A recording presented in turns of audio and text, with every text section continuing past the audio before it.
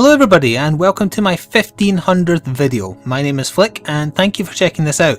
If you didn't see, 10 videos ago I announced that this was happening. I asked people to comment on that announcement video, asking me anything they wanted.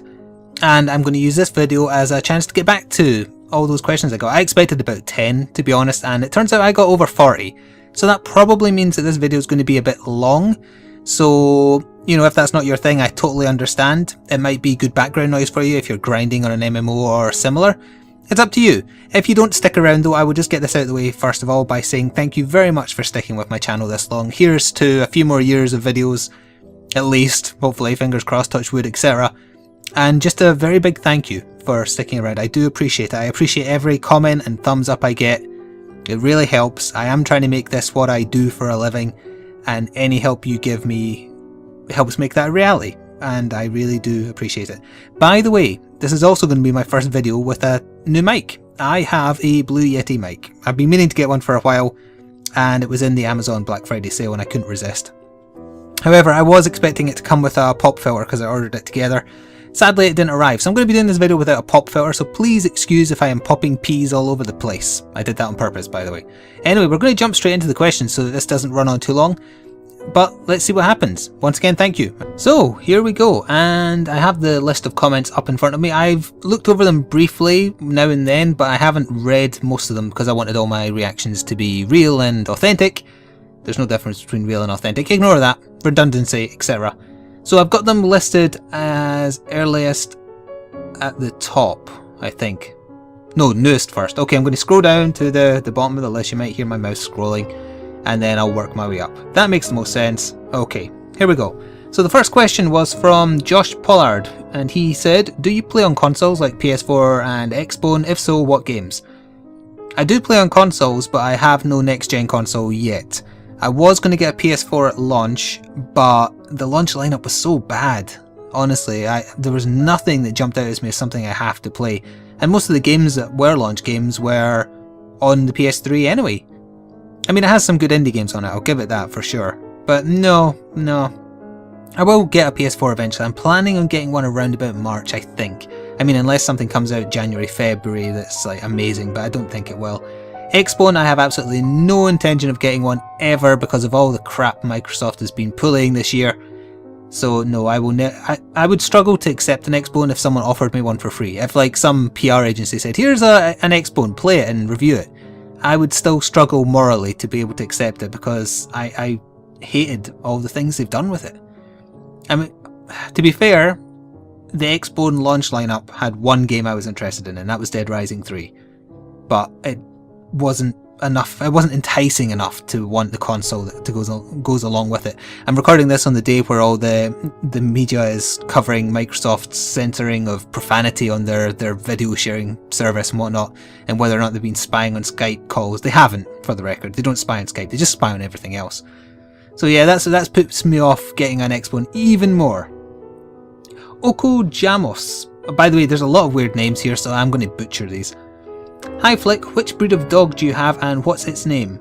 I have a Labrador Collie crossbreed and she is named Maya.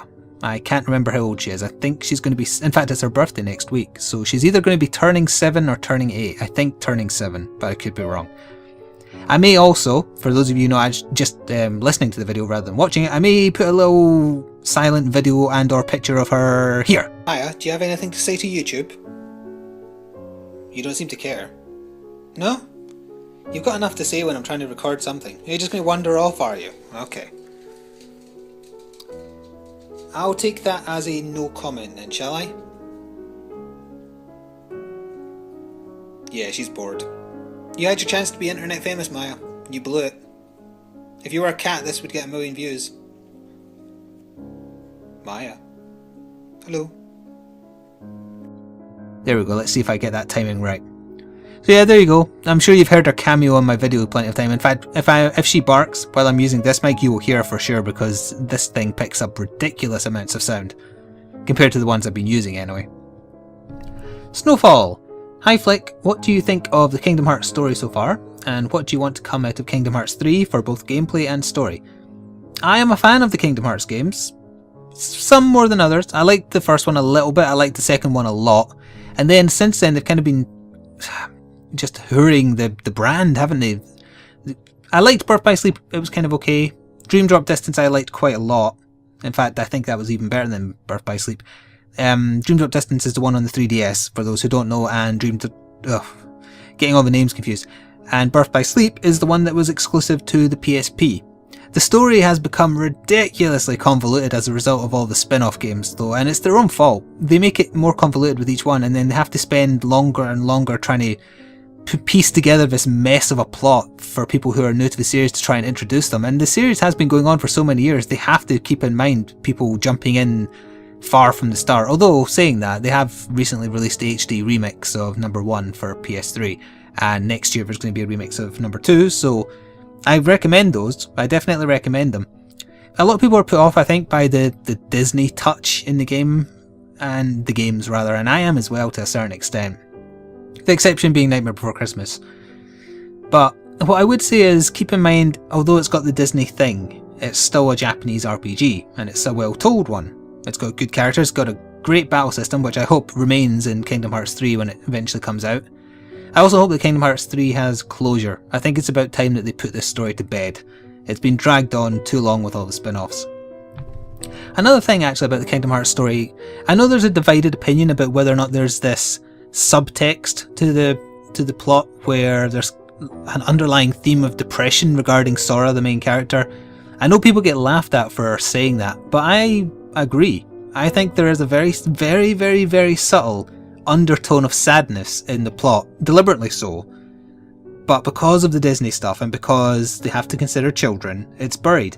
And you have to remember, although it's being written with children in mind, children aren't A, stupid, and B, the person writing the story is an adult, so either consciously or subconsciously they could be doing this on purpose. No, that didn't make sense. Subconsciously or not, they could be adding this kind of this underlying sadness to the story. Like, for example, in the first game, you're briefly, very briefly shown that Sora has parents. He's never been back to his home his entire life. And the gap between 1 and 2, he's like been in a coma for a few years. Not a coma, but you know, that's the easiest way to explain it to people who aren't familiar with the storyline. And it just kind of brushes over that. And then you've got the whole thing with Roxas's friends and Sora crying on his behalf and he doesn't understand why and things like that. It's subtle, and I like that. I think people who say what you're talking about is a stupid Disney RPG, of course it doesn't have any meaning to it. If it was written by Disney, I would agree. But it's not. It just uses that as a springboard for an overarching plot that doesn't rely on them. Really, Kingdom Hearts would have been such a better game without the Disney stuff. I still enjoy them though, and I do recommend them. I took a long time on that question, didn't I? I do apologise. Also, I've noticed that this mic is so good, it's picking up even when I swallow. That is disturbing and amazing at the same time after a lifetime of using crappy mics. So let's see. FBKTTV. That's oh yeah, you've been commenting a lot. Hello.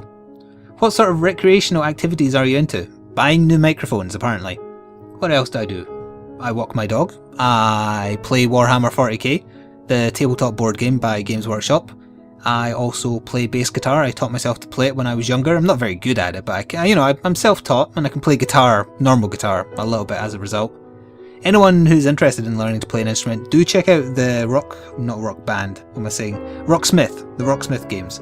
They genuinely do teach you how to play a real instrument. I tried it, it made me play bass a little bit better, despite having played it for years. What else do I do?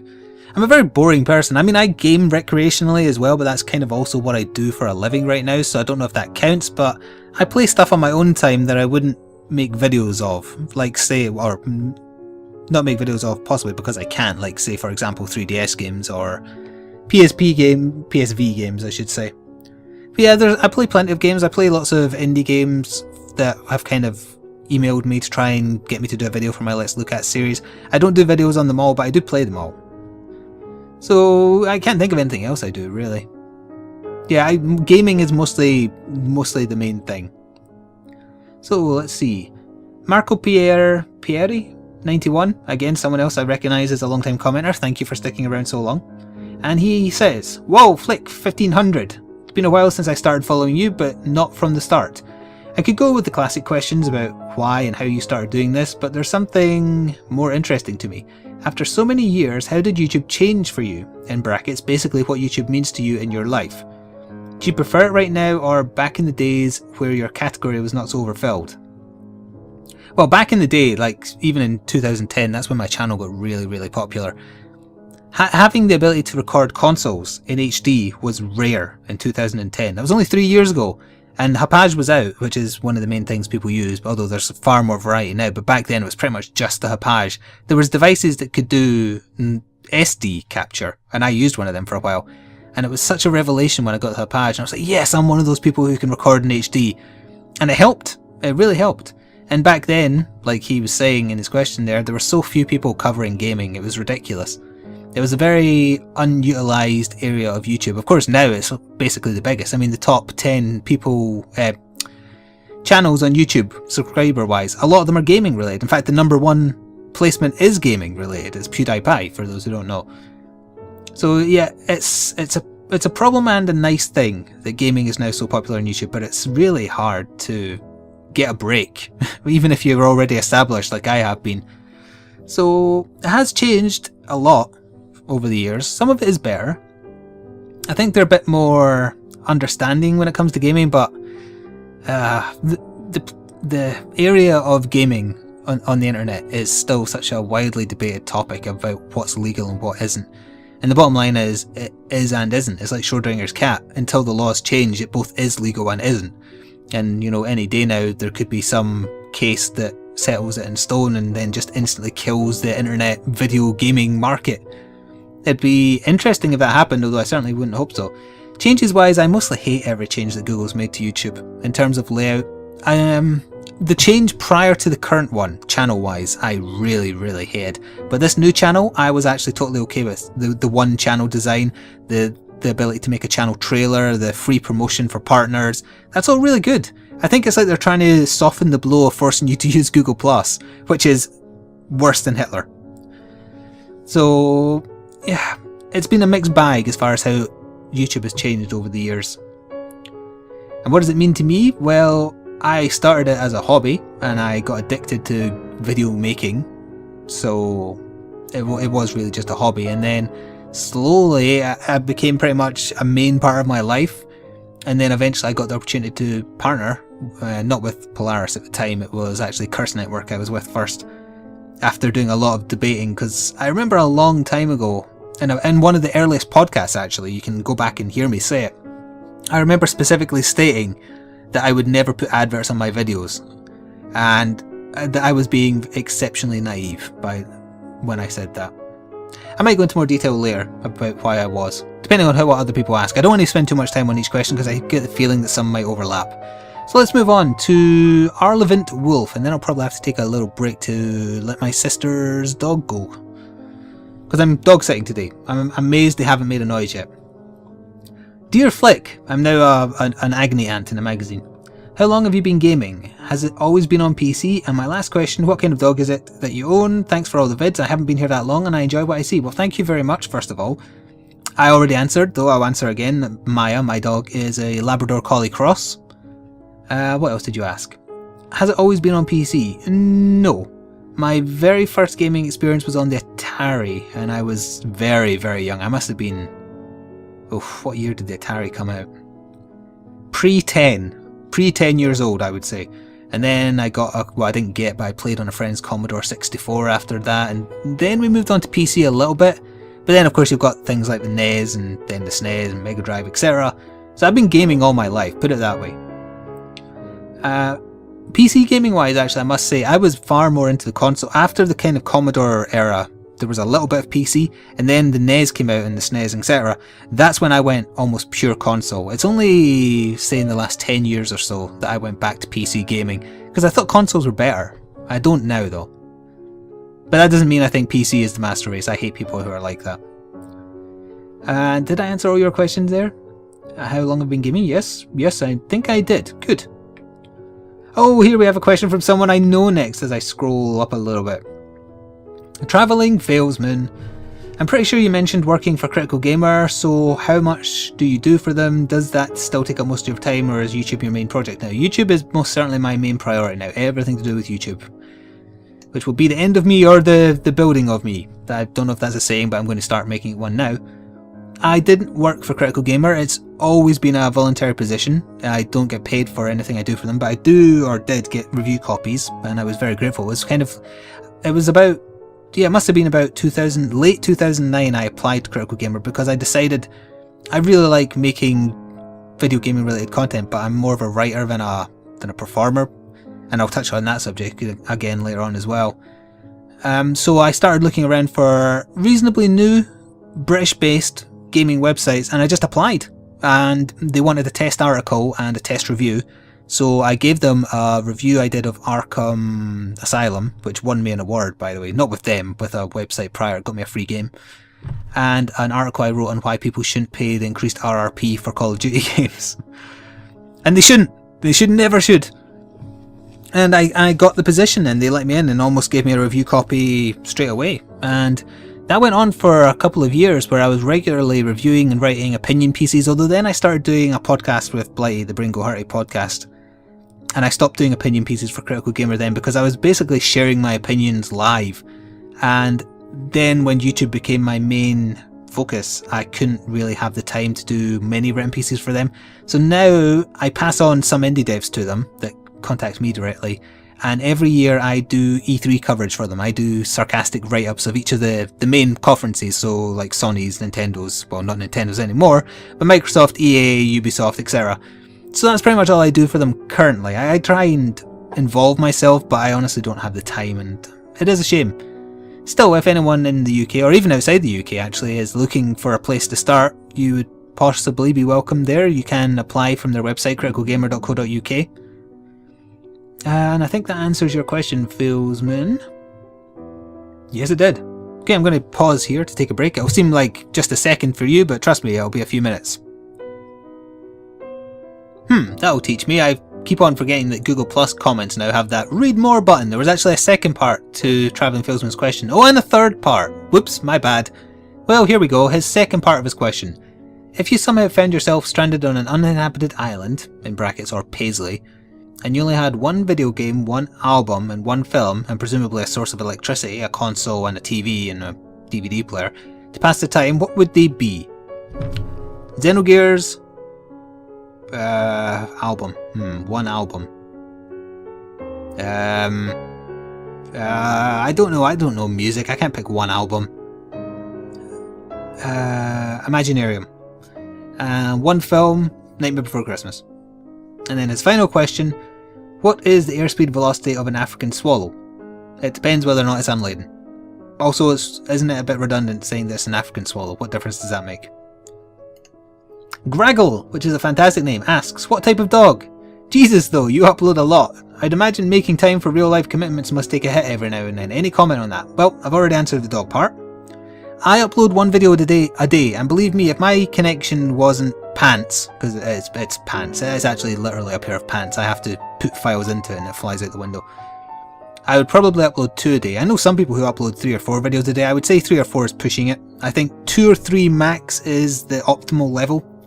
Any of you out there listening who perhaps also have your own YouTube channel? Oh, that reminds me, by the way. Maker Studios, which is kind of the parent company for a few YouTube partners, including Polaris, who I'm with, they now have a referral program. And in the description box, from now on, is a referral link if you wish for me to put a good word in for you potentially to either get with Polaris or RPM, whichever 2 maker partner programs, depending on the size of your channel. So, does my real life take a hit? Well, because I'm treating YouTube like a job, in a manner of speaking, really it doesn't take any more of a hit on my real life stuff than an office job would. I go out of my way to record videos. I try and stick to a recording schedule, though sometimes I get interrupted, as the case may be. I try and record multiple videos in one sitting to try and give myself some free days to do other stuff. Does it take a hit? Technically it did a while back, and that's the reason I was saying I was naive earlier. Because although making videos on YouTube for the internet to watch was a hobby for many, many years, I got so into it that it was eating into more of my time, despite having a job of my own. Or jobs of my own. I have had a few jobs in my time. And to continue warranting the time I spent on video content, it was getting to the point where something had to change. And I went through this phase where I refer to it now as a year of hell, although there's a massive asterisk there with first world problems written on it, because there's certainly worse things in the world to have than a year I'm about to tell you about. So I was in this retail job that I absolutely hated. I hated every minute of it because we were being paid to lie to people, and I chipped away at my moral compass every single day. I hated being trained to lie to people. I don't want to say specifically what the business was, but let's say they didn't consider it lying. They considered it convincing someone of proven benefits of selling you, magic pills that make you thin, or really just makes you go to the toilet over and over. And the tipping point, there was 2 events actually. One, I was working in a store where 4 of us worked. 5 of us should have been running the place, but companies cut costs because times are tough, etc. One person went off long-term sick for getting a knee replacement, which meant they were basically out for the whole year. That left 3 of us. Someone's mother very unfortunately passed away, so they obviously went on bereavement, and absolutely nothing wrong with that, by the way. I'm not saying anything wrong with that. That left 2 of us to run the whole store. We couldn't get any cover, they wouldn't give us any. So me and this other person were in the store running it every single day. And months would go. It only lasted about a period of 3 months before things changed. But in those 3 months, I was lucky to have 3 days off across the whole month. And it was even worse for the manager. But yeah, that was kind of like, that kicked me in the face, really. That was, I'm leaning over because I see I got a text, forgive me. That was the kind of the wake up call where I was trying to do video stuff at the same time. And I just couldn't. I was too tired. I couldn't do anything. I was knackered because I was into work every single day. And there's plenty of other people who are into work every single day, but I'm not meaning Monday to Friday. I'm meaning Monday to Friday, Saturday, Sunday, Monday to Friday, Saturday, Sunday, constantly. It was murder. So that was kind of making me think, well, I just can't upload as many videos as I can now. Maybe do a few a week at most. Although that's around about the same time also that I first got my partnership. And that really let me see, well, hang on a minute. If I make money off of what I'm doing for YouTube, then that means I can focus on it and produce better content. And maybe I should consider that. So I was already considering leaving my job, and then I had this fairly depressing moment where this little old lady had came into the shop and she was buying tons of this honey that's supposed to be magic special honey from New Zealand. It's 10 times the price of regular honey, and she was buying tons of the stuff, tons of the really expensive stuff, and she came up to me and she was putting it on the till. And you have to make conversation. I liked talking to customers, I just didn't like lying to them. So I was like, well, you're buying a lot of honey here, why are you buying this? And she said, oh, I'm hoping for a miracle. And my brain didn't quite process what she was saying, and I kind of went, what? And she said, oh, I've got a brain tumour. So she was buying this honey with all this publicity around it because she was clinging to the hope that maybe the magic honey would cure her brain tumour. And I felt like utter shit. I felt like such a cunt. I almost said a worse word than cunt there. Bollocks. I said it, sorry. I get very angry about this. And I was furious at myself for letting her go with it, and also just furious at the situation that created that moment. That she would believe PR bullshit about magic honey at the last lingering hope that she had. And that was honestly the moment where I thought, I can't work here anymore. I'd already decided that at that exact moment I wanted to leave. But I thought, oh, I'll wait until the end of the year. Although some other stuff happened, and I thought, no, I'll just go. And that's when YouTube became what I am relying on. And honestly, even if it doesn't work out, I am still glad that I left, because I could not work there. It was just horrible. So yeah, sorry to get a bit heavy so early, but that is the reason I decided to make YouTube a living rather than just a little side thing. Because if I'd kept it as a side thing, if I had a job I didn't hate perhaps, I would never have needed to monetize. I mean, it's nice, it certainly is able to fund you in terms of getting better recording equipment like I'm currently using for the first time. Better footage recording equipment, and it helps you open doors sometimes. If you get better recording equipment, you're producing better content, people pay more attention to you. In theory, anyway. So yeah, that went on really long, I do apologise. We'll move on to something else now. Here's a nice change of pace from Blinks Frost, someone who talks to me on Steam every so often. Will you give Blinks a shoutout? Well, technically I just did. You should give away a PC or something cool. No. NRNRN999 asks, Pirates or Ninjas? Aperture or Black Mesa? And then, what would you say is your favourite Final Fantasy game class? I felt that you needed some deep personal questions. I enjoy sarcasm, well done. That was not sarcasm, I know it sounded like it. Pirates or Ninjas? Ninjas. Aperture or Black Mesa? Aperture. I'm not a fan of Half-Life 2, I didn't like it. Half-Life 1's good though. What would you say is your favourite fantasy... Oh, it's not Final Fantasy class, it's just Fantasy class. My bad. I wondered why that didn't make sense to me the first time I read it. Usually when I play fantasy games, like say, I don't know, like your Dragon Ages or your Neverwinters, I usually pick like the guys who can use greatswords, you know, just bruisers, straight up bruisers. Although Neverwinter Nights 2 or 1 got me into spellcasters a little bit. I like playing necromancers as well. And recently, with say Neverwinter Online, the MMO I did a video of, I got into using the Assassin class, which was actually quite fun because it focused on blink teleporting, and I quite liked that from Dishonored. So yeah, I don't have a favourite per se. I more have a preferred style than class, I guess. And that's a total cop-out answer, and I do apologise, but I'm just going to quickly move on before you dwell on it too often. So Erock Lasher asks, Flick, are you much of a wrestling fanatic? Not anymore. But when I was young, I was mad into wrestling. My favourite wrestler was Bret the Hitman Hart, and shame on you if you didn't like him. What was really interesting is actually years after I was totally done with wrestling, you know, I'd grown out of it, etc. I saw Bret Hart on a morning chat show that we have here in the UK, and he was talking about some self-made movie he was doing and why he left wrestling.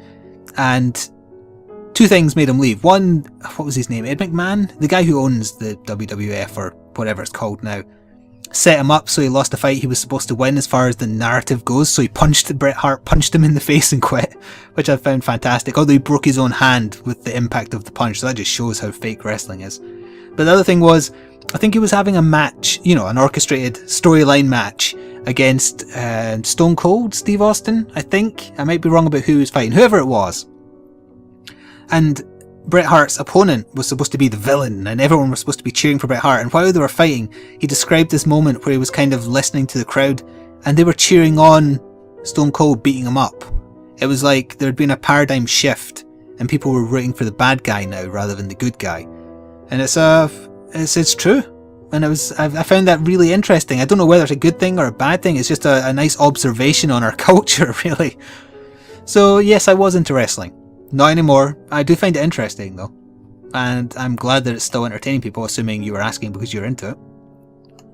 Matthew Arnott, what capture software or hardware and editing software do you use, or a different take on that question, what did you start off with and what do you use now, and why did you change?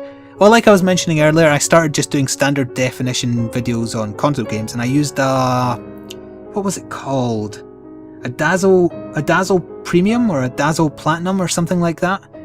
And then I switched to the Hapage HD PVR. I only have the first iteration of it. I know there's like a HDMI proper gaming focused one now, which I will need to upgrade to if I ever want to capture PS4 footage. Yeah, so I still use my Hapage. I use that for PS3, Xbox, Wii U, PSP as well, believe it or not. But if I'm doing something on PC, up until a month or two ago, I just use Fraps, which is, you know, it's dirt cheap. I encourage you to use it. Although saying that, I then started having random frame rate drops. I think it's something to do with my PC. But then I switched to OBS, which is 100% free. It's primarily a streaming software. It works with Twitch, etc. But you can self-record.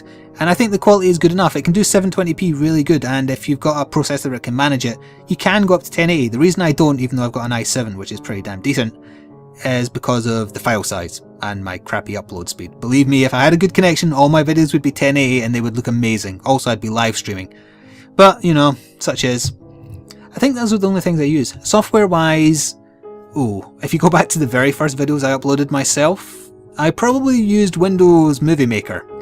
In fact, I'm almost certain I did. And then I shifted to Sony Vegas, which is an expensive bit of editing software, but damn, it's good. I know CR uses Adobe Premiere, I think, which is cheaper. I can't say whether or not it's easier to do editing on it. And in terms of sound, like what I'm using right now to record myself here, I use Audacity because it has excellent noise cancellation and noise removal. You can also amplify yourself prior to putting yourself into Vegas or whatever rendering software you have.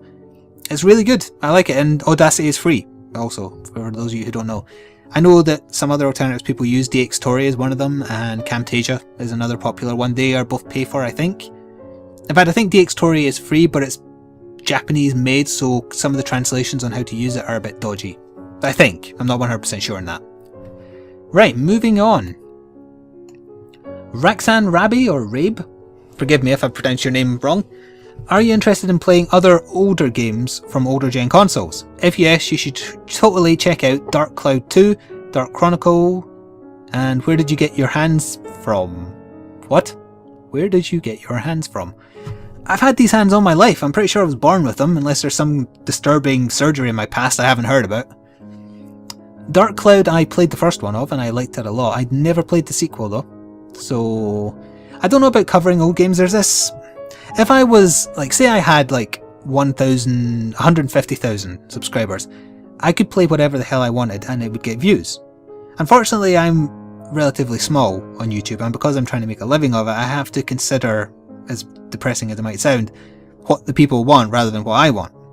And people don't want to see me doing Dark Cloud playthroughs. Well, unless, you know, there's obviously one person here who might appreciate it, but until you have a fan following, a significant size of fan following, you can't just play whatever you want. You kind of have to go with the trends.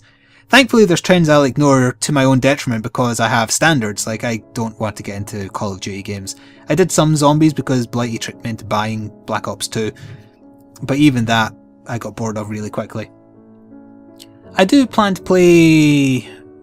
maybe not really old games, but I do plan to maybe go back to revisit some indie games I've covered a while back, just to help give them a bit more exposure, more so than for my own benefit, really. As far as recording things, I mean, the only way I could record, like, say, PS2 era games would be on the PS3, which I can do. I mean, I have got a few on there. That might be an interesting feature to start doing, actually. Some kind of, here's a retro look at of a game I played when I was younger, like, you know, Twisted Metal 2 I've got on my PS3, and my favourite game of all time, which I believe people have asked for, so I'll talk about it more when we get into that. I don't know. Basically, if I can get a big enough following that people would appreciate anything I do, rather than me having to, you know, stick to newer stuff. It makes me sound like a bit of a dick, actually, now that I think about it, but I can't help it. Sounding like a dick. I can't help having to do this because my hand is being forced by wanting to build an audience. Shonen Jump 121, who's another regular commenter, and thank you very much. I personally would wish to ask you, what games did you play as a child? All of them. And what are your thoughts on the PS4 exclusive titles like Infamous Second Son, Killzone Shadowfalls, and Knack?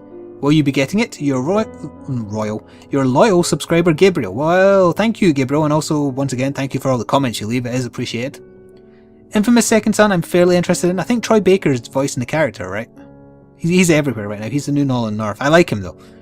Killzone Shadowfalls, if I get a PS4 earlier than planned, I would pick that up purely as the one game that has any monochrome of interest to me. Knack has been tanking in the reviews, so I would probably avoid that just based on that. I'm actually genuinely surprised it's doing so badly. I haven't read into it because I don't like reading reviews really, because I like forming my own opinions based on demos or my own playtime with something, but yeah, it's tanking bad.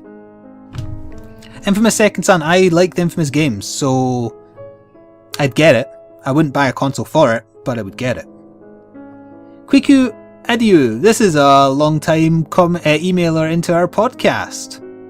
What happened? Oh, he asked about it. What happened to the podcasts? Can you bring back Minecraft Night? And congratulations on your channel, and what do you use to record gameplay? Well, I've already gone over the latter thing, so to go back first. What happened to the podcasts? The podcasts stopped because Blighty and I were putting in a lot of work to them. I don't even just mean, like, you know, us trying to be funny for an hour or an hour and a half. He then had to do all the editing, and then obviously it eats into my one upload a day cycle. And they weren't getting lots of views, and I know that's kind of making me sound like a dick again, but I can only upload one video a day, genuinely. If it's bigger than 1 gig, I can only upload 1 video a day. And if you want 720p, it's going to be bigger than 1 gig, especially if it's at least 15 minutes long. Granted, podcasts don't need to be HD, but even if I put them to say 480, they're still like an hour and a half long, so the file size goes up. So that's the reason I was deterred, shall we say. If we had a lot more audience and, you know, that kind of thing, then it would warrant me doing podcasts, because then I would upload them. But because there isn't a following, sadly, I can't afford to use my 1 upload a day slot. I'm kind of going around in a circle here, but that's the main point. That, and we're both very busy. Blighty has a lot of hard times finding time to edit together the podcasts because he has a 9-to-5 day job. I technically also have a 9-to-5, well, I have a 24-hour day job. I'm editing all hours of the day. So I don't have much time to edit podcasts either. And the best podcasts we did, in my opinion, were the ones where Blighty really sat down and was really vicious with his editing. Like, nope, this isn't funny, gone. It cut the length down, which is an advantage as well, but it also left much better stuff. Whereas if we were lazy or we just didn't have time, he'd just edit in the musical cues to break up the sections and leave everything else in. So, you know, that's why. Minecraft Night, they stopped because, well, again, there was a lack of interest in the Steam group, but also it involved a lot of setup. We found that if we just put a bunch of people into a Minecraft server that we set up, that they would just end up killing each other, trolling us, no fun. So then we tried a few things where we'd pre-built things, pre-built some traps, pre-built some stuff to explore. That worked, but it took too long. It took way too long. The annoying thing is, I remember in our final Minecraft Night videos, which are on my channel, by the way, in a playlist somewhere, we built a huge hidden base where if you hit a switch, a big door opened up with pulleys and whatnot, and inside there was lava, and we hid like a Batman type cave. No one found it. And then we lost that damn file. Another problem is we didn't pay for a Minecraft server, we just had Blighty host it because he had an amazing connection. He has since moved, however, and no longer has a good connection. Oh, also my dog has heard me talking and has entered the room. Maya, do you have any comment on that question? Did I answer it correctly? She's sniffing at my slipper. That is not a good idea. Seriously. Anyway, let's move on. I wonder if you guys can hear this, because Maya was scratching herself in the background, and I paused the video, but I decided to unpause it at the end there to see if it was audible, but she stopped. Typical. Anyway, Z-Decker, or Z-Duker? I'm not sure. Apologies again if I butchered that name. Congrats! How do you feel about gaming today, and what are your expectations of the next-gen systems? I have absolutely no expectations of the Xbone other than it will consistently disappoint. The PS4, I hope, will be a worthy successor to the PS3 and will carry this generation of console gaming. But the RRP for next-gen console games is hilariously stupid. And the more I look at it, like say, for example, PS4 and Xbone version of, I don't know, like Assassin's Creed 4, just for argument's sake, it's like 54 quid or 55 quid. And then I'd look at that, and then I'd look at the PC version for $29.99 and then question why I would buy a console version of a game that I can make look better on my PC. And I kind of understand where PC gamers are coming from when they're like, oh, Master Race, etc, etc. The next gen systems are killing themselves with their price point. That is my current opinion on, and my expectation is that sales will suffer until they learn. Gaming today, that kind of also sums up my gaming opinion on gaming. I don't know why I keep on reversing sentences today. I did that while recording something else earlier. Yeah, but gaming today is in a state of flux. It is changing for the better or for the worse. We will see in the coming months. I think the Christmas season will be uneventful because, well, the consoles will come out. No one wanted to bring out their game in time for the consoles, apparently. Next year, like the first half of next year, is where things will change, I think. I think PS4 and Xbone, they'll either sail or they'll do badly. We've got that Steam box thing coming out that will add competition because of how many people mindlessly follow Steam, or Valve I should say. But yeah, I find myself lingering more towards PC again for the first time in many years, purely because of the stupid, downright stupid prices they are trying to charge for both digital and physical copies of next-gen games. It's stupid, and they won't get away with it for much longer, I hope. But we'll see, you know. Sorry if that was a bit of an incoherent answer, by the way. I am doing this off the cuff. I didn't want to pre-prepare anything. Alright, next question from Fraser River. By the way, we're only about halfway through. Hey Flik, I only just started watching your channel, but I've managed to get through all of your Splinter Cell playthrough and your Resident Evil 6 playthrough, and it got me wondering, how do you know Blighty? Also on a somewhat, need to scroll down again, somewhat related note, I've heard you mention Warhammer 40k a few times, so what army do you play or would you like to play? It's a good question, and thank you for watching my previous playthroughs. By the way, anyone who's new to my channel, I make sure everything is playlisted, so don't worry about having to go back and struggle to find stuff. If you're interested in, say, Splinter Cell, just look at the playlists. You'll see Splinter Cell Blacklist, you'll see Splinter Cell Conviction. I think those have only 2 out of videos of, but like for example, you want to see us play Assassin's Creed Brotherhood multiplayer, there's a playlist for that. Assassin's Creed 3 multiplayer, there's a playlist for that. You might as well watch our Resident Evil 6 playthrough, although I despise that game with a passion. How do I know Blighty? I met Blighty on the first day of secondary school. Secondary school is a Scottish/British thing. I'm not sure what the American equivalent is. High school, maybe? It's like when you're about to turn a teenager, like 12. Where do you go when you're 12 or 13? Yeah, I met him on the first day of that. He and his friend tried to bully me by asking me silly things, like what sperm was, from memory. And somehow that turned into a friendship, so there you go. And like I mentioned earlier, I do indeed play Warhammer 40k. More so into the painting side than the actual gaming side, but still. I collect Ultramarines, I collect Nurgle themed Chaos and Chaos Demons, and I also collect Farsight Enclave themed Tau, and anyone who doesn't know about Warhammer 40k will have no idea what I just said. If you want to see some of my armies in action, you can check out Blighty's alternative channel, which I appear in now and then, called D3+1. We do Warhammer 40k battle reports, or he does mostly, but I'm in some of them. So there you go, if you're into that, please go check it out.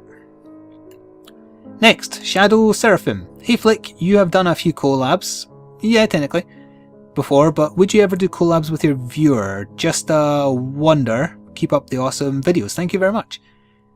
Technically the first official collab I did was the Monster Hunter ones with Dodger. I mean, prior to that I'm basically just playing with folk I've been friends with for years, like CR and Blighty. Would I ever do more collabs? I wanted to try and start a Hearthstone type thing, but no one responded in my Let's Look At video. Maybe it's because the audio was off on that one, I don't know. But I did kind of appeal to people. Are you a YouTuber? Do you do Hearthstone content? Would you like to take part in something I'm planning? No one responded, so, you know. But, saying that, December apparently it becomes open beta and a lot more people will have it. Granted, footage of it then will become less popular, but you know, I might still do something like that. And I was thinking of doing the kind of system where you play me in a match or two of Hearthstone. If you win, you get to plug your channel at the end. If you lose, you get nothing. Apart from maybe Gene Wilder shouting that quote at you. Wow, I'm looking at the audio track as I record, and there was a really weird wavy shape there. I don't know what I did. Did I accidentally tap the mic or something? Who knows. Next, Simon Kona. What was your favourite indie game that you played? I assume he means ever. Ever. Ever. Ever. The one I've put the most time into would be Binding of Isaac, but I wouldn't say that's the one I've enjoyed the most. Faster Than Light, I would say. I really love the theme of that game, and I am stoked that it is getting more content next year. I cannot wait for that. If you meant this year, I'm not going to answer that, because in the middle of December, roughly, I'm going to be doing, for my second year running, my top 5 best and worst games played this year, and I'm doing a special indie mention for best and worst. So you'll see then. Next, Peter Thompson. Oh, this is a long question. Let me scroll down here. I have 2 questions for you, sir. No need to call me sir, but I appreciate it. 1. I presume that you are Scottish, merely because of your accent. You are correct, sir. No, I'm doing it to you. If you are, just how Scottish are you? 100%. And if you're not, where are you from? Nope, I am 100% born and raised in Scotland. My blood is 100% Scottish as far as I'm aware. Potentially, maybe not, but, you know, close enough. This is a question I ask anybody whenever I get the chance. What is your favourite genre of music, and what bands, artists do you listen to often? I have an eclectic taste in music. I like a ridiculously wide range of stuff, including just, you know, game OSTs. If you want me to list a few bands I like, Nightwish, Blink-182, Deathclock, who else? I don't know. That kind of thing, you know. Oh, Asian Kung Fu Generation. I like them a lot. So basically, J-rock or J-pop rock and, you know, the Western equivalent, and then also kind of gothic operatic metal. I like loud music occasionally. Screamy type music very rarely. Like the Death Clock stuff I appreciate because it's a parody of heavy metal. Next, Josh Hawkins, who has been commenting quite a while. What's your favourite anime? My favourite anime of all time. Death Note. Death Note? Am I saying the right word? I'm turning to look at my DVD collection, because for some reason it sounded wrong. No, it is Death Note. It is Death Note. It just sounded weird to me for some reason. Yeah, Death Note is my favourite anime. It's also one of the few animes that did the manga justice, in my opinion. But if you want some others I obviously like Naruto, Neon Genesis Evangelion, the original series that I used to love. Oh, my dog barked. I wonder if that got picked up. I'll find out in post. And there's also another short anime I really enjoyed called Scried, although they pronounced it Scryed. Either way, that's another good one to check out. Now you lot won't have noticed, but there was actually a pause there because my sister came to pick up her dog. Nevertheless, we will continue. I think I got up to, let me just scroll here, Rajin Vexus. Have you ever considered doing any videos of Tales of Xillia on PS3? It looks really interesting. I haven't, but a couple of my friends have played it, and I think they liked it. I know one person who 100%ed it, that I'm friends with. I'll ask them what it's like. I don't think doing anything other than, say, a Let's Look At of a big, especially a big Japanese RPG is a smart idea, because it could take a while. Like someone said, why don't you do a full playthrough of Disgaea D2? Well, the reason I didn't is because I've already put 90 hours into the game and I barely scratched the surface of what there is to do in it. It would just, again, my one video a day crappy ass connection. It gets in the way of so much. If I could move to somewhere with a better connection I would, but I cannot afford it. 1979 Devil's Advocate. That's an interesting name. Oh wow, they have got like a list of questions. Also forgive me while I quickly send a Steam message. You've heard me typing for once. Right, where were we? Right. So yeah, this is a list of questions, so I will answer them in order then. So, what do you look for in an internet lover, Flick darling? Lol, I kid. I don't know much about you, so I hope I don't ask anything silly. Judging what we've had so far, probably not. Question number 1. What are your hobbies outside of gaming? Well, I've already covered that, so that's handy. 2. Favourite movie genres or movies? I'm not much of a movie watcher or a TV watcher, to be honest. I could list some of my favourite movies though. Nightmare Before Christmas is probably my favourite movie. I don't consider it a Disney movie, by the way. I consider it a Tim Burton movie that had to be funded by Disney. Hard Boiled, an early Chow Yun-fat John Woo film. Very, very good. Face Off. It's cheesy, but I like it. What other movies do I like? Terminator 2. One of the few cases where a sequel is better than the original. I'm turning my head, so forgive me if the sound goes a bit weird, but I'm looking at my movie collection. I don't have lots of movies, but I do have a few. I liked the Kill Bill movies. I liked the Matrix trilogy, all of them. I know people hated the second and third, but still. Crouching Tiger, Hidden Dragon, I liked that. What else have we got up here? That's about it, really. I like the Chris Nolan Batman films. The second one most of all. The first one was pretty good. The third one I found hilarious because I couldn't take Bane seriously. Next question from him. Top 5 favourite RPGs. Oh, I can't list 5 RPGs. Not like off the cuff. I'd need to think about it. But my favourite game of all time is an RPG. So I will mention that. It is Xenogears for the PS1. If you are in America or have a US based PSN account, you can pick it up on the PSN store. I don't know how much they charge for it. It won't have aged very well, but it's an exceptionally good JRPG with mechs and also combo based combat. It's very text heavy, very, very text heavy. No voice acting outside of like badly dubbed anime cutscenes. But it's really interesting story. It takes the plot of the Bible, it mixes in some Jun and some other famous psychiatrists' opinions on why things are, and molds them together to this really weird story. Really worth it though. Don't check out the Xenosaga games, they're kind of like prequels to Xenogears and they're bloody awful. Next question from the same dude, Devil's Advocate. Do you play any retro stuff in your spare time? That's weird, it's another question that's similar to one I've had. Do you own any old consoles? I don't really play retro unless it's a remake or a re-release. Old consoles, I believe I have a semi-broken PS1 in my cupboard, and I think I still have my Dreamcast as well. RIP. Dreamcast was fantastic, I hate that it failed. Question 5, my favourite breed of dog, that would be a Labrador Collie Cross. Or, you know, either or, it's fine. It's just any dog I've personally owned has always been a Lab Collie Cross. It's a bit of a weird happenstance that it happened to be that way. But I was also brought up around pureblood labs. My grandfather raised them as shooting dogs. Have you ever, or do you ever, turn the camera on yourself? I don't have a camera, so that would, well, I guess I have a phone with a camera on it. No, as I've said, oh no, what am I talking about? I do have a camera, I just don't have a webcam. I keep forgetting that now I do have an actual proper camcorder to do like unboxing and hardware reviews. I've never turned it on my face, although it is visible if you look in like the reflection of the boxes sometimes. Also, if you go to Critical Gamer and find anything I wrote there, my face is on every article.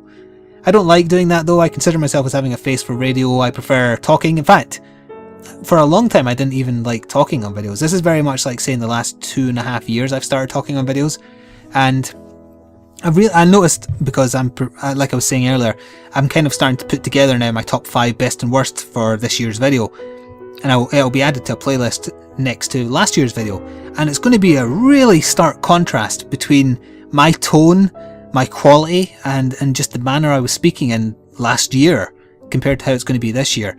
And I'll sound bored. If you go back and listen to the 2012 top 5 best and worst video I did, I sound bored even though I'm in a conversation with Blight, and it's not that I'm bored. I'm shy and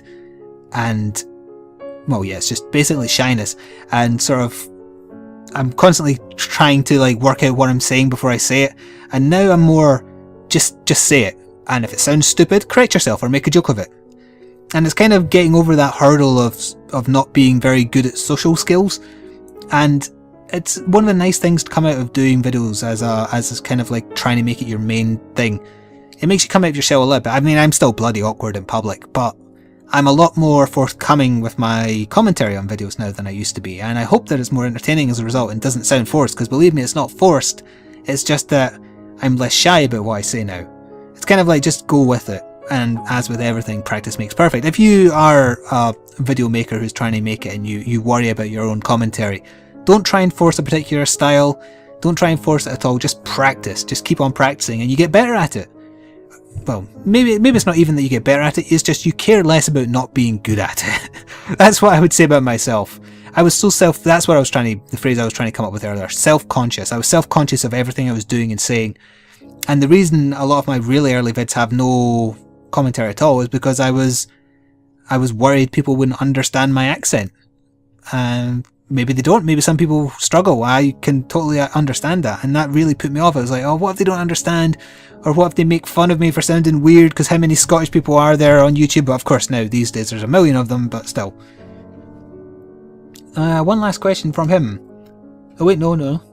I could have gone on, but I think that'd be a bit too much. Anyways, congrats on 1500 vids. That takes dedication. It does, I guess. I will have to go back through your past vids as I'm a recent sub. Love your accent and voice, by the way. I didn't read that before going into that little blurb about my accent, by the way, and I like that people like my accent. I hope it's not the only reason you stick around, but thank you for enjoying it. Hopefully with this new mic you'll be able to hear it better, with less popping P's once my damn noise filter arrives. Oh, this is going to be a hell of a name to pronounce next. Yokozue. Yokozue? Yeah, it's Yokozue. What do you use to record, edit and compress your videos? Well, I've already kind of gone over the recording process. For editing, Audacity for audio, Sony Vegas for the actual video, and within Sony Vegas I render my videos, and that's what compresses. Although sometimes actually it increases the size because I'm doing a little bit of audio-visual tinkering, like say saturation or sharpness. And if you leave the interlacing filtering, is that the word I'm looking for, on, it can bump up a file size too. I genuinely don't unless it's stuff done with a real camera though.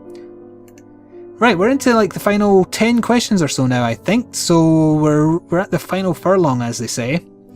And I'm stretching. Oh dear, oh dear. I've been doing this in one sitting and I can start to feel my voice get a bit crackly. Okay, so Andrew Howison. Why don't you have more subs? I've only been watching you since you started a few videos with Dodger, and from the quality of your videos, they are spot on good. Not really a question, I know, but meh, all in all, love what I've seen so far. Keep up the good work. Well, thank you very much. I don't think the question is why don't I have more subs. I actually have quite a lot of subscribers, I think. I mean, 21,000 is quite a lot of people. I think the question to ask is why don't they watch my videos? And I would love to know the answer to that. It constantly plagues me that my videos don't get a proportionally accurate views to subscriber ratio. I mean, it's not set in stone anywhere, but from the research I've done, you genuinely want at least 10% of your total subscribers to be watching every video you upload, and if you get up to 30% or even over 30%, then you are doing really well. So let's say you had 1 million subscribers, you're wanting at least 100,000 views per video. If you get over 300,000, then you are amazing, and definitely one of those few to excel at what you're doing. So why I'm not getting at least 2,000 views? I honestly don't know. And you might be thinking maybe they're dead accounts. Nope. Every so often Google deletes accounts that are dead. That's why if you're a content creator yourself, you might notice, wow, Jesus, I've suddenly lost 50 subscribers. What did I do wrong? You didn't do anything wrong. It's just people who've subscribed, they've ignored the account, left it. Every so often Google looks at these accounts and gets rid of them. Frees up names, etc., frees up space, whatnot. It's good. I'm glad they do that. It also helps, well, I guess it doesn't help put you off, because it may look bad when you see you've lost 50 subscribers, but know that they weren't going to watch anything anyway because they were dead accounts. So no, it's not that. It's not that they're dead accounts. And 50% of my views that I do get come from being recommended videos. That is my videos appearing next to someone else's, because say you've watched, I don't know, you've watched some famous YouTuber playing Disgaea, I don't know, and then in the recommended videos my video might appear because it's also about Disgaea. That's where half of my views come from. I think about 18% come from subscribers or something like that. I was looking at the analytics the other day, that's why I'm fairly certain of these numbers. And that's not good, and I honestly don't understand why, and I have tried everything you can probably think of to work out or change that. I still get new subscribers every day, and I am very grateful for that, and yet my average views are not going up. So, I'm shrugging my shoulders right now. The microphone is good, but it won't pick that up. I am shrugging my shoulders. I am genuinely confused, and it's the major hurdle that's in my way of making this be what I can do for a living. And I don't know, it's depressing at times, but I just soldier on. I was very grateful that Dodger was willing to do those collabs with me. It really helped kind of get me a couple of 100 or 300 new subscribers.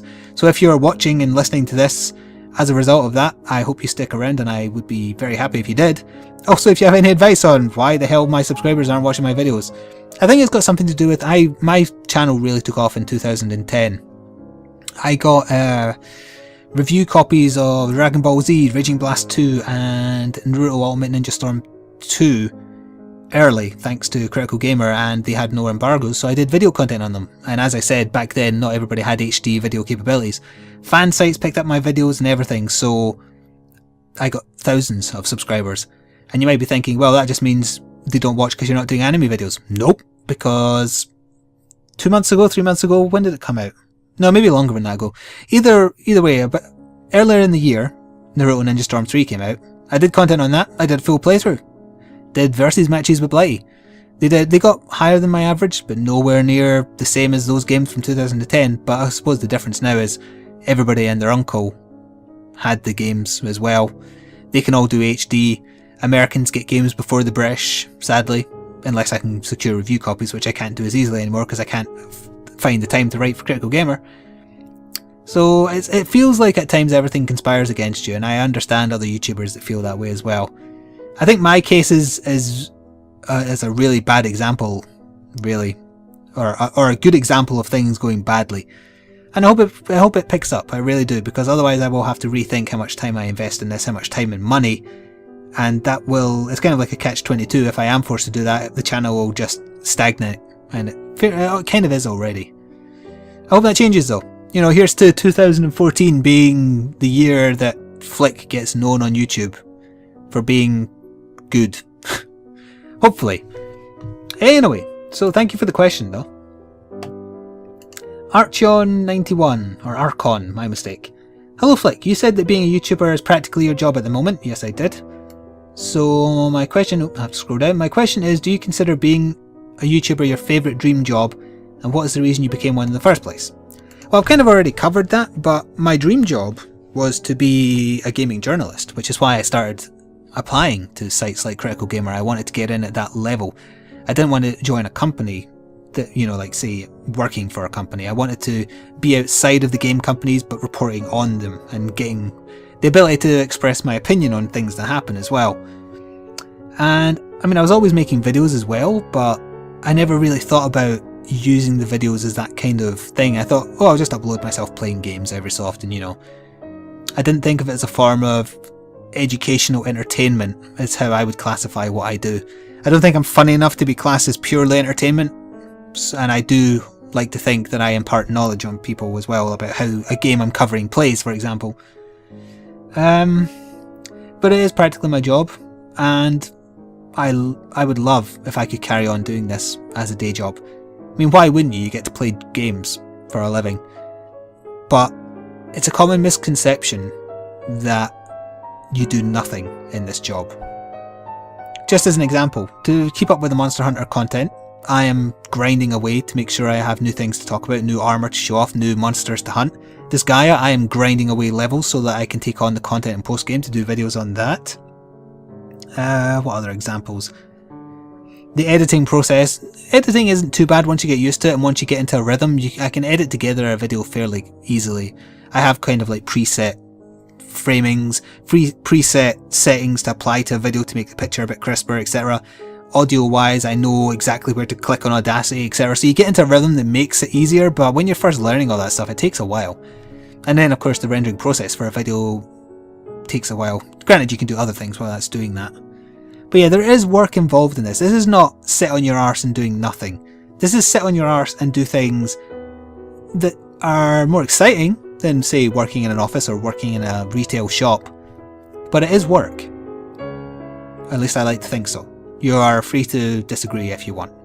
I don't agree with you, but you are free to disagree with me.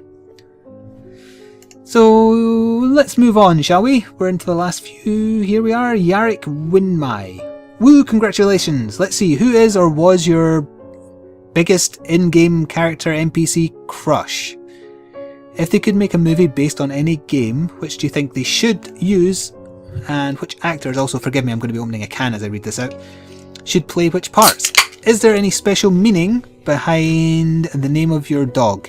There, that should do it. Let me take a quick sip here. Well, to answer these questions in backwards order, because I'm funny like that. Where did my dog's name come from? We had her as a puppy, and I remember being with my mother and sister, I think, and we were all just kind of playing with her, and we were just calling the dog over, and it was like the day we got her, and we were kind of like thinking, what name should we call her? What name should we call her? And I had been playing through Phoenix Wright 3 or 2, and I'd happened to be doing a quest with Maya, or Maya as it turns out, the assistant, and I suggested Maya, thinking that M-A-Y-A was pronounced Maya, and as it turns out it's pronounced Maya, for the record. But I said Maya, and people thought, yeah, or my mother and sister said, yeah, that's a good name, go with that. So we did.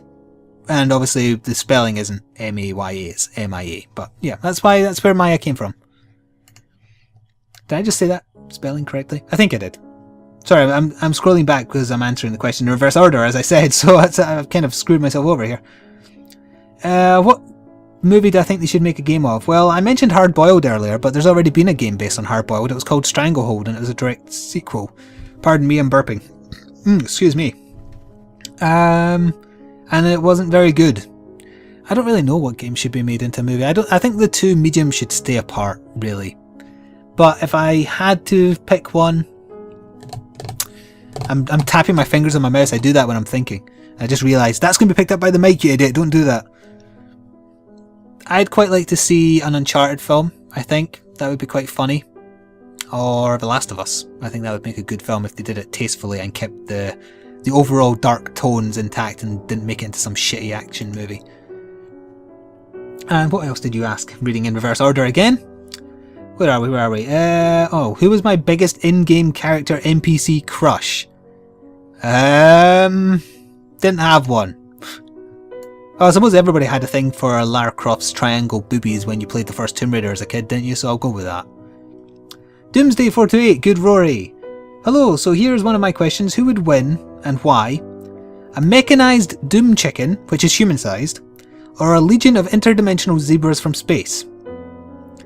Okay, so we have to tackle this from a few different angles. One, does the fact that the zebras from space are interdimensional mean anything in terms of their prowess in combat? There is a legion of them, however. How many mechanized chickens were they? Oh, it's just one mechanized doom chicken. It's human-sized, but against a legion of zebras, I don't think the fact that it's got metal parts would save it.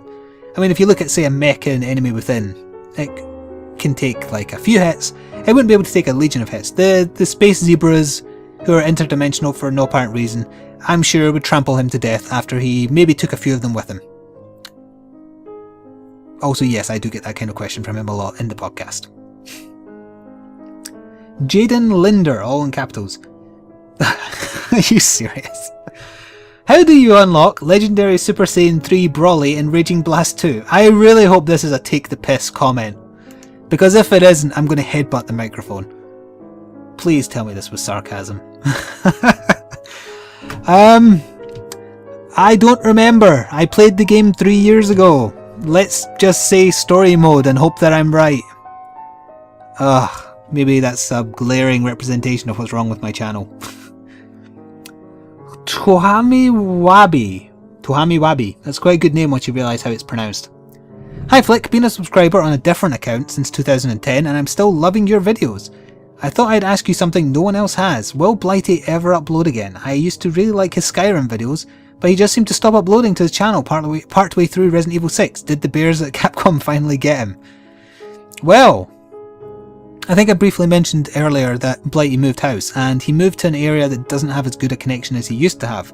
In fact, it's even worse than mine, if that's even at all comprehensible.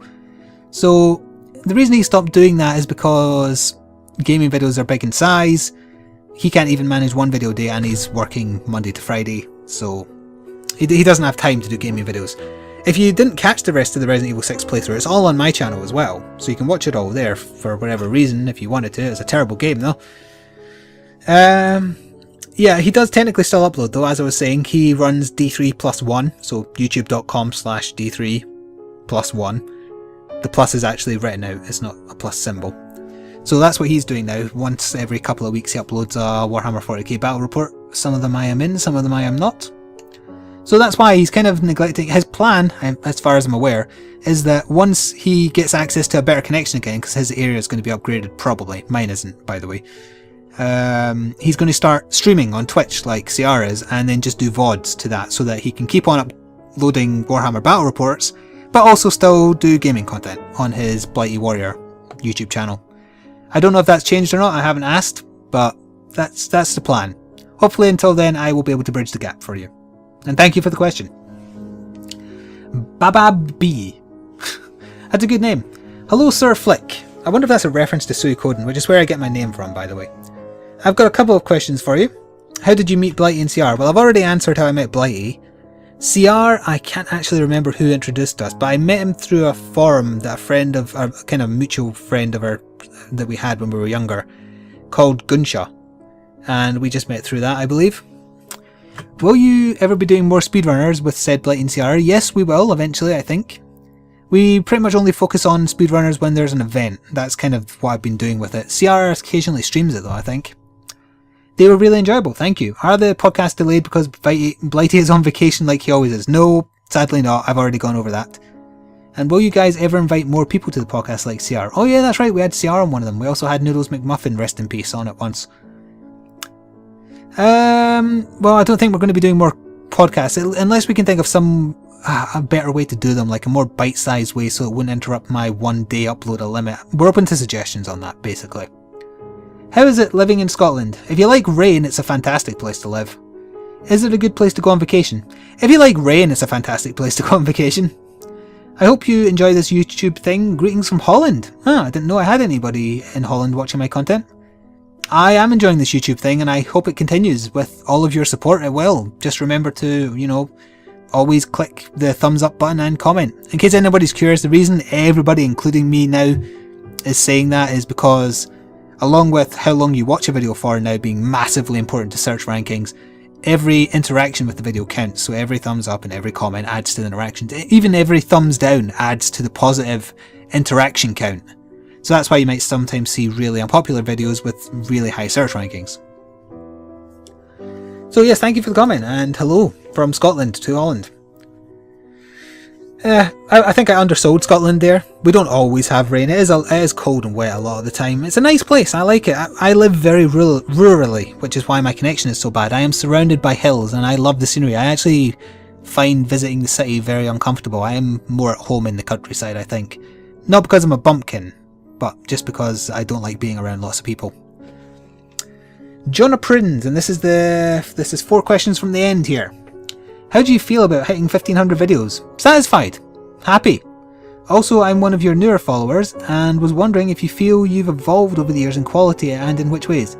Well, like I was saying, I used to never even talk, and then when I did start talking I sounded shy and bashful and apprehensive and nervous, but hopefully I think now I'm more confident with my production values and my commentary and the quality I put out, hopefully. I mean, that's what I hope, that's what I strive for, if nothing else. And maybe I don't achieve it, but it's what I strive for. What was there a second part to this question? What problems, if any, did you overcome? Well, the problem of time, like I mentioned previously, when I was slowly running out of time to concentrate on YouTube, and it made me have to decide what I was wanting to focus my career on. I may have made the wrong decision, who knows? Love your content and enjoy every video you upload. Well, thank you very much. That's kind of like the gold that every YouTuber wants. They don't want someone who is watching them for the game they're covering. They want someone who's watching for them. And it sounds like very egotistical, but that's kind of the main thing. That's the main argument, by the way, regarding fair use of gaming content on YouTube, because people are watching someone play a game for the person, in a lot of cases, more so than for the game itself. Like, say if the most popular gaming channel on YouTube started, I don't know, doing like Chrono Trigger. People aren't going to watch because it's Chrono Trigger, although Chrono Trigger was a very good game for the record. They're watching because it's that person playing, and they're watching for their commentary, their reactions, their little asides, their life stories, etc. So it's interesting. I lost my train of thought there, by the way. Maybe I should work on that. The Crave Arts. Hey Flik, what is your favourite game? Xenogears on PS1, as I said. Look forward to your 1500 vid. Well, thank you, and you are in it. I hope you enjoyed your shout out. That's pretty much all I can offer, sadly. Yorick Winenmai.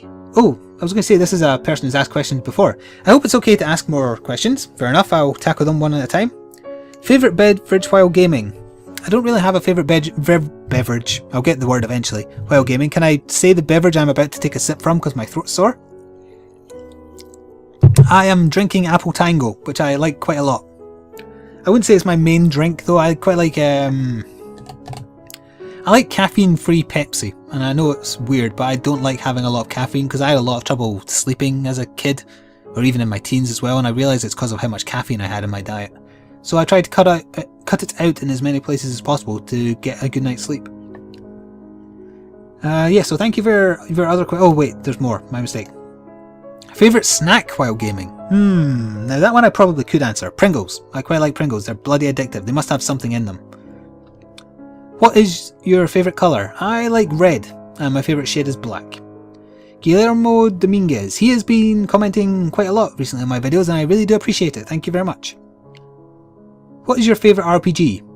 Xenogears. Are you thinking to do more videos with Dodger?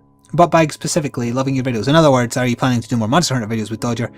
I did offer, but it seems like she's happy going off on her own after I showed her how to play the game, so I don't think it will, sadly. I mean, if you want to comment on her Monster Hunter videos saying that we should, it might make a difference, but at this point, I have left the door open, but who knows. And now we're on the final question, my god. It's been a while. I mean, I think this has been an hour now, I think. I've been doing it in little breaks, so I'm not 100% sure, but I'm fairly certain it's been over an hour. So, Arlevant Wolf. Out of all the monsters you've seen in Monster Hunter 3, in brackets, even the cats, what is your favourite? Well, this is a perfect opportunity to tell people who are not following my Monster Hunter Ultimate 3 series that you can go check it out. I've been thoroughly enjoying it. I did start off doing the first 2 parts with Dodger, and then went off on my own. And I'm pretty much just playing through the story mode now, doing all the major monster hunts on that. What is my favourite though?